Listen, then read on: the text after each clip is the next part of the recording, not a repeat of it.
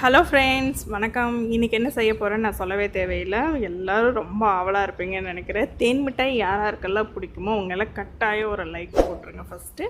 அதுக்கப்புறமா நம்ம வீடியோவை பார்க்கலாம் வாங்க. இப்போது இந்த தேன் மிட்டாய் செய்யறதுக்கு என்னென்ன பொருட்கள் தேவைங்கிறத சொல்லிடுறேன். மைதா 1 கப்பு, 1/4 கப் கார்ன்ஃப்ளவருக்கு பதிலாக ஃபைனான ரவை இருந்தால் கூட எடுத்துக்கலாம்.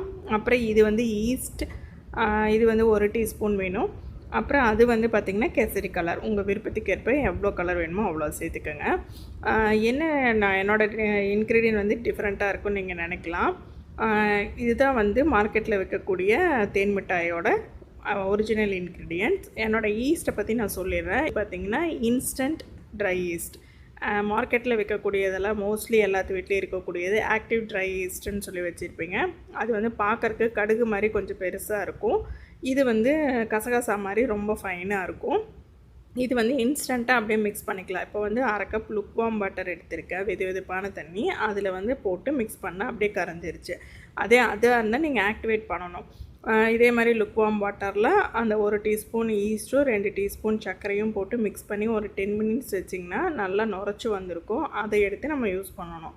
இது அப்படி கிடையாது. இப்போ டேரெக்டாகவே நம்ம மாவு போட்டு பிசைய ஆரம்பிச்சிடலாம். இதில் நான் கொஞ்சம் கலர் சேர்த்துட்டு இப்போ மாவை சேர்த்து பிசைய ஆரம்பிச்சிட வேண்டியதான். ஃபஸ்ட்டு கைகள்லாம் நல்லா ஒட்டும்.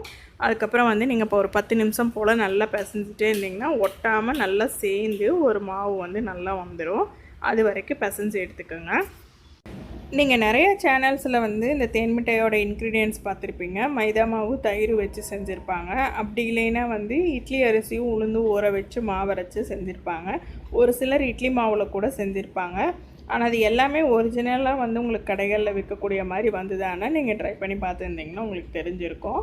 இது பார்த்திங்கன்னா 100% மார்க்கெட்டில் விற்கக்கூடிய ரெசிபியோட இன்க்ரீடியன்ட் தான் இது. நீங்கள் டிவி ஷோஸ்லேயோ இல்லைன்னா யூடியூப்லேயே பார்த்திங்கன்னா ஃபேக்ட்ரிலேயே போய் எப்படி மேனுஃபேக்சர் பண்ணுறாங்க அப்படிங்கிற வீடியோஸ் போட்டிருந்தாங்கன்னா அதில் அவங்க மைதாவும் நாங்கள் தயிரும் தான் யூஸ் பண்ணோன்னு சொல்லியிருப்பாங்க. மார்க்கெட் சீக்ரெட் யாரும் வெளியில் சொல்ல மாட்டாங்க இல்லைங்களா, அதனால் ஈஸ்ட் யூஸ் பண்ணதை சொல்லியிருக்க மாட்டாங்க.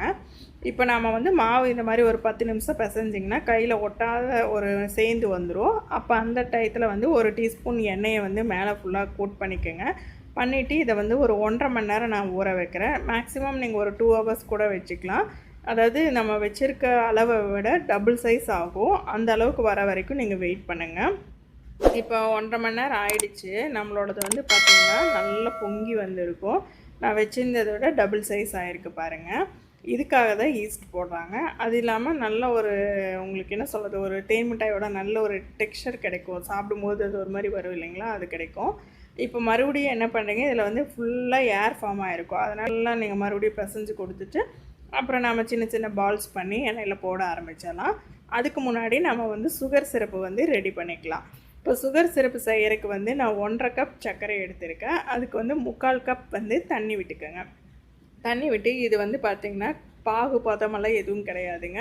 இந்த சர்க்கரை நல்லா கரைஞ்சி நல்லா பபுள்ஸ் வரும் இல்லைங்களா, கொதிக்கும் இல்லைங்களா, அந்த ஸ்டேஜில் ஆஃப் பண்ணிடலாம். அதாவது நம்ம இந்த குலோப் ஜாமுனுக்கு சிரப்பு வைப்போம் இல்லைங்களா, அந்த மாதிரி தான். இந்த ஸ்டேஜ் வந்ததையும் ஆஃப் பண்ணிடுங்க. ஆஃப் பண்ணிவிட்டு இந்த கிறிஸ்டல் ஆகாமல் இருக்கிறதுக்கு நீங்கள் ஒரு டீஸ்பூன் அளவுக்கு லெமன் ஜூஸை சேர்த்து மிக்ஸ் பண்ணிட்டிங்கன்னா உங்களுக்கு அப்படியே இருக்கும். இப்போ நாம் அதை பால்ஸ் பண்ணி பொரிக்க ஆரம்பிச்சிடலாம். இப்போ மாவு எடுத்து நான் நீல வாக்கில் உருட்டிட்டு அது சின்ன சின்னதாக ஏன்னா ஒரே சைஸாக வரணும் அப்படிங்கிறதுக்காக அப்படி பண்ணுறேன். நான் அப்படின்ட்டு ஒரே சைஸ் வரல. உங்களுக்கு என்ன மாதிரி வேணுமோ அந்த சைஸில் நீங்கள் எடுத்துக்கலாம். ரொம்ப குட்டி குட்டியாக வேணுன்னா குட்டி குட்டியாகவும் எடுத்துக்கலாம். கொஞ்சம் பெருசாக வேணுன்னா பெருசாக எடுத்துக்கலாம், உங்கள் விருப்பம்தான். இப்போ மாவு நான் நீல வாக்கில் உருட்டிக்க போகிறேங்க. இந்த தேன் மிட்டாய் பார்த்திங்கன்னா சின்ன வயசில் அவ்வளோ சாப்பிட்ருக்கேன். இவ்வளோ தான் நான் அளவே இல்லை. ஒரு பேக்கெட் கொடுத்தாலும் ஒரு நிமிஷத்தில் உட்காந்து காலி பண்ணிடுவேன். அந்த அளவுக்கு எனக்கு ரொம்ப ரொம்ப பிடிக்கும்.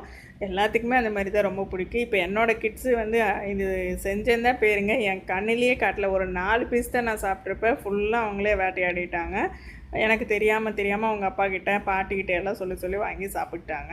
நான் இந்த மாதிரி நீளமாக உருட்டிட்டு அப்புறம் சின்ன சின்ன பீசஸாக எடுத்து ரவுண்ட் பண்ணி நான் சுட ஆரம்பிச்சிட்டேன். உங்களுக்கு எப்படி ஈஸியாக கம்ஃபர்டபுளாக இருக்கோ அப்படி எடுத்துக்கோங்க. இல்லைன்னா நீங்கள் கிளி கூட இந்த சப்பாத்திக்கெல்லாம் மாவு உருட்டுற மாதிரி கூட உருட்டி வச்சுக்கோங்க சின்ன சின்னதாக.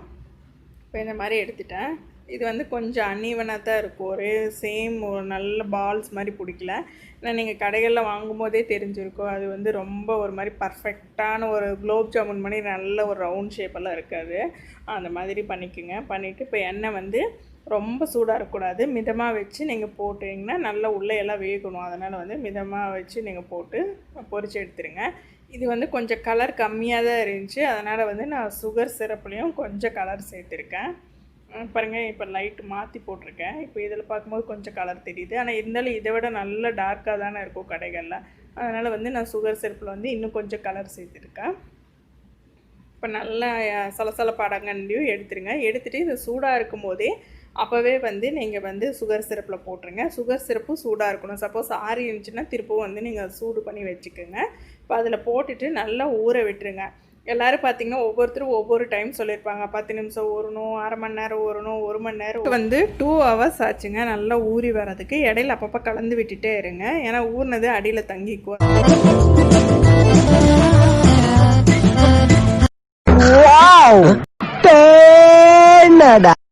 பார்க்குறக்கே அப்படியே சூப்பராக இருக்குது பாருங்கள். டேஸ்ட்டும் செமையாக இருந்துச்சு. நீங்களும் ட்ரை பண்ணி பார்த்துட்டு எப்படி வந்ததுன்னு சொல்லுங்கள்.